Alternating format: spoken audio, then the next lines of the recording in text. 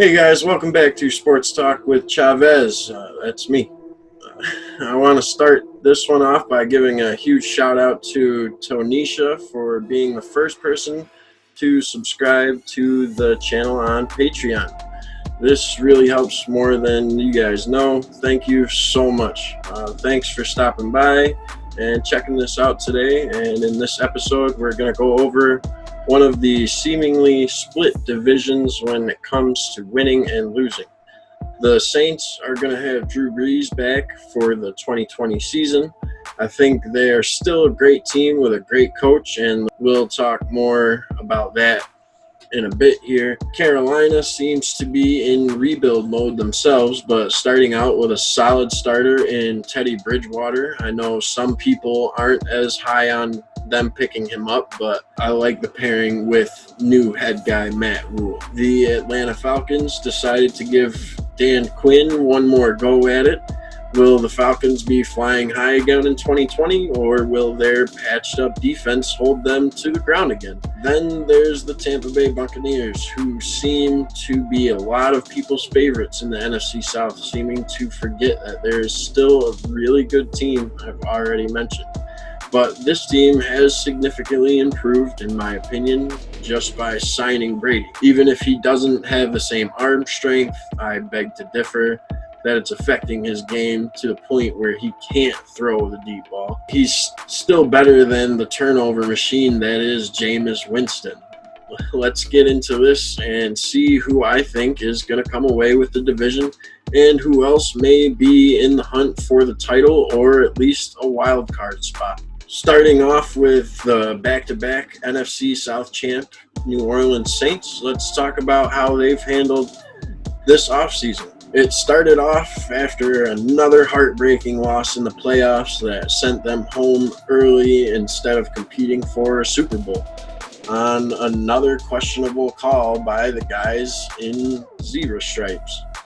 They added another quality backup quarterback in Jameis Winston, which this may have been the best move for him so he can learn from Drew Brees and Sean Payton. Payton says that Taysom Hill is the heir apparent for Drew Brees when he does finally decide to hang up the cleats, but maybe Winston can get a shot and prove he can do something. Audition for other teams, maybe. No matter, I believe the Saints are poised to have another good season, and with the addition of Emmanuel Sanders, they just got that much more dangerous with an already powerful offense as it was. Now you give Brees another guy to tear up defenses, going with Michael Thomas, fresh off a record-breaking year, Alvin Kamara, who had a bit of a down year due to injury, but I expect to remain a smooth runner that has great vision and burst to get through the hole. The aforementioned Swiss Army knife that is Taysom Hill may have a bigger role this year as a quarterback, as Sean Payton looks to see whether he has the true quarterback of the future in-house, or does he need to search for the heir to Drew Brees. You might see Jameis and Taysom get some reps this year, I believe, even if Brees is healthy. We saw in 2018 when he was trying to throw for the entire season. By the end of the year, his arm strength had noticeably diminished. Maybe he has changed his offseason routine to throw less and save the arm for the regular season, but I think you'll see the other two quarterbacks used more than most think this year. Yes, Brees looked good while in all of last year, but let's remember he was out for 5, almost 6 full games. Exercising the fifth-year options on Ryan Ramczyk and Marshawn Lattimore were great moves, but hopefully the Saints can get them signed to long-term contracts, since they are very good guys to have when you're talking about trying to protect one of the greatest quarterbacks of all time and slow down some of the potent offenses you go up against in a division like the NFC South. Going against receivers like Julio Jones, Calvin Ridley, Mike Evans, Chris Godwin, DJ Moore, Curtis Samuel. You want to have a solid corner tandem. I'm not so sure New Orleans has found the other half of that yet, but they do have some good safeties that may underperform at times, but aren't the worst in Malcolm Jenkins and DJ Swearinger. I like this defense as a unit. I think they're coming together and believe they will be in the discussion for top units of the year as long as everyone comes into training camp ready to work and not start sluggish as they have in the past. Demario Davis is one of the better linebackers in the league, leading this team in tackles last year with 111 combined tackles. Cameron Jordan is a beast, racking up 15 and a half sacks last year, and is going to be good for 10 plus a year probably, which are solid numbers for anyone in the NFL. I think this is a very well-run organization from top to bottom. Sean Payton will always have this team in the contender conversation. I see the Saints going 11-5 in a tight race with the next team we'll go over here shortly, who I believe will win the division. But the Tampa Bay Buccaneers have made a lot of noise this offseason. Tampa was able to lure the greatest to ever do it down to their town. Then they got him to talk Gronk out of retirement. It seemed to me like Gronkowski was very adamant about not coming back to play in the NFL. Maybe he just didn't want to play for Bill Belichick anymore. I like how Tom has let his personality show more now after a long time of watching him be a robot there in New England. It still looks a little weird seeing him in a new uniform, but we'll all get used to it after a little while. This offense should be very potent this year. The team upgraded the offensive line, I believe, enough to let Tom get the ball out. People call him check down Tom for a reason, and with Bruce Arians running the show, I expect to see a lot of quick throws mixed in with some zone runs and topped off with some over-the-top throws that I think Brady will enjoy having the luxury of again. Since last season, his receivers ranked among the worst in separation yards per attempt. They just weren't getting away from the defenders. They couldn't get downfield. His receiving core in New England was not that great last year. This year, he gets to throw to guys that will be getting open all over the field with Chris Godwin, Cameron Brate, whom people seem to overlook for some reason or another. He did have a bit of a down year last year, but I expect him to have a similar year with Gronk eating up targets. He's still a very good target to have in the red zone. Also, having him and Gronk are going to be crazy. O.J. Howard, hopefully he can show something this year. I think all these weapons in the pass game should open up the run a bit more this year for them, and look for them to do it by committee with Ronald Jones and Peyton Barber to start training camp.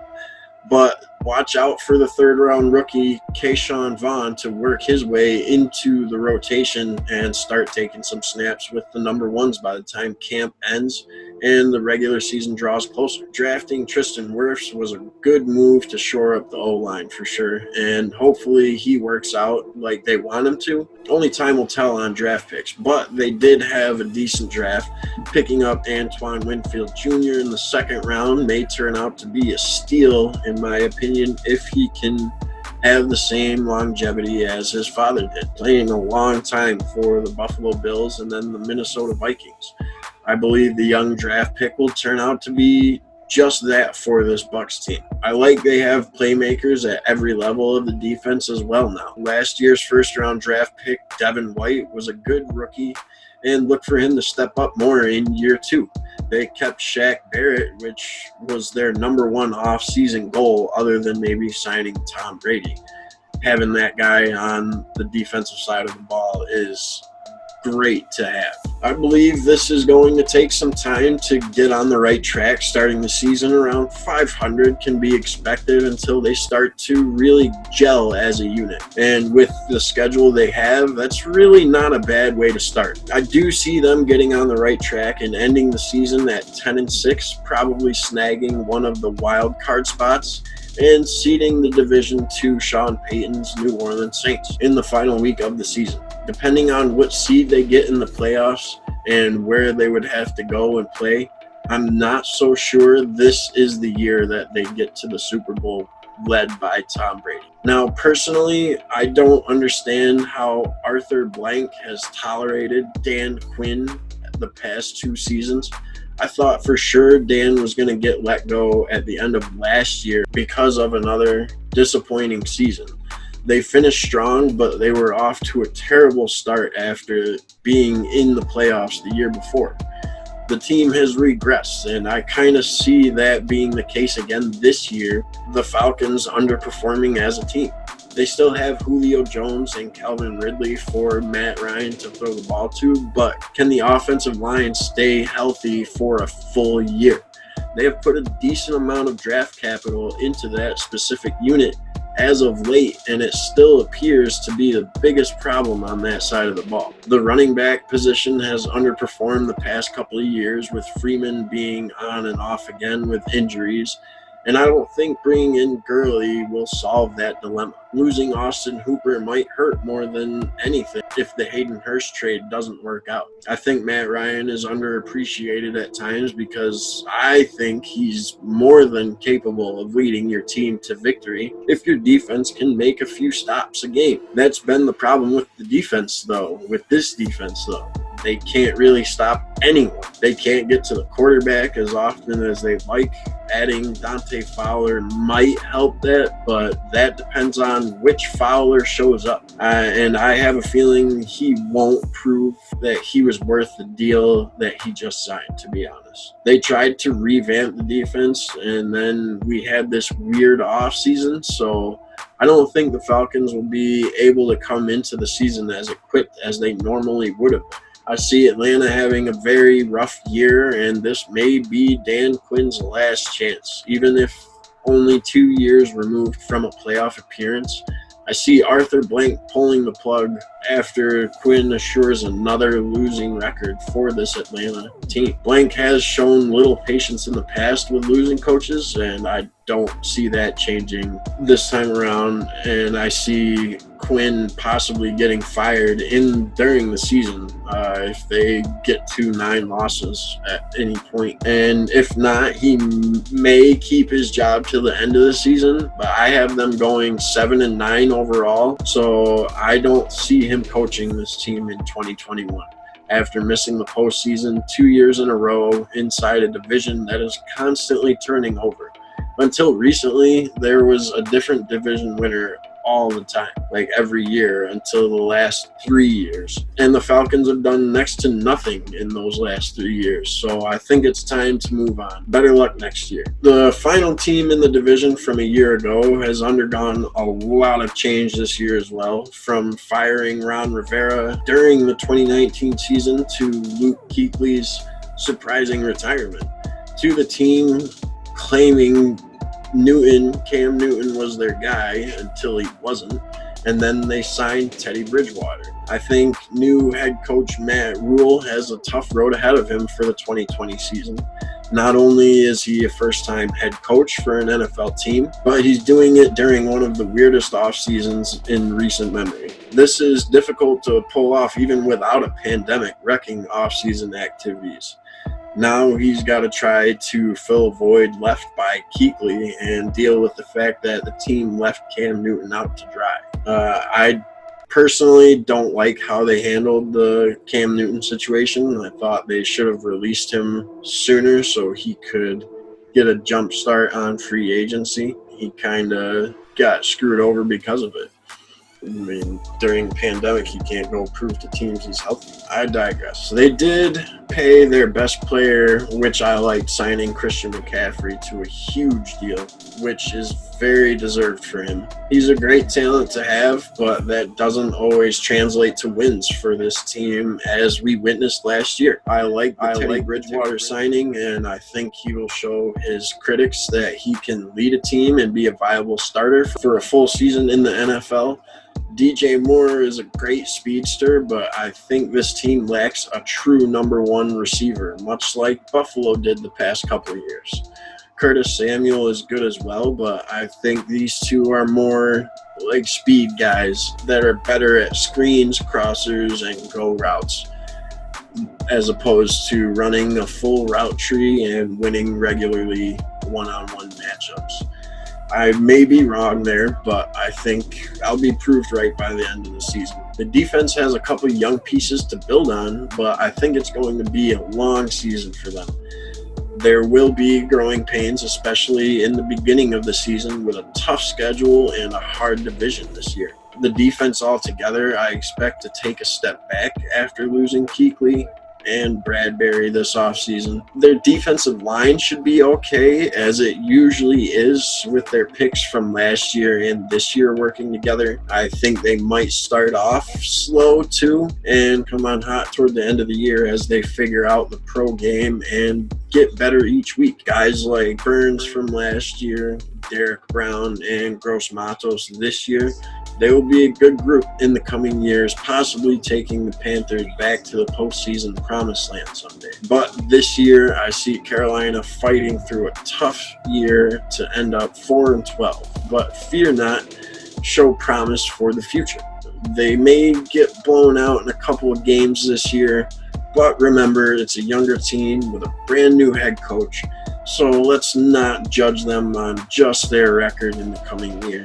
I just don't see this defense being good enough yet, or the offense having the chemistry needed to compete for the playoffs this year. So there are my NFC South predictions, guys. Saints taking the division, again, only by a game at 11-5 over the 10-6 Buccaneers.